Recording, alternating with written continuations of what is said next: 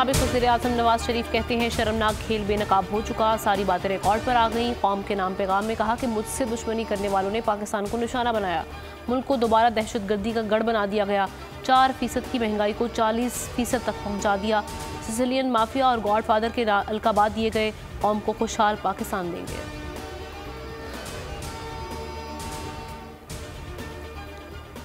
Toshakhana case में बानी PTI का 2 रोज़ा जिस्मानी रिमांड मंजूर। नैब कोर्ट के जज मोहम्मद बशीर ने अडियाला जेल में समाअत की।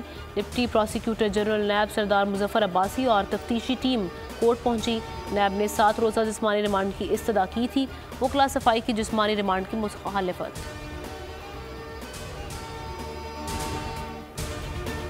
और सारा इनाम के कातिल शाहनवाज को सजाए मौत का हुक्म। सेशन कोर्ट इस्लामाबाद के जज नासिर जावेद राना ने फैसला सुना दिया। 10 लाख रुपए जुर्माने का भी हुक्म। फर्द जुर्मायद होने के पूरे 1 साल बाद अदालत ने फैसला सुनाया। मुजरिम की वालिदा समीना शाह को बरी कर दिया। सब्सक्राइब करें और बेल दबाएं ताकि कोई खबर रह न जाए।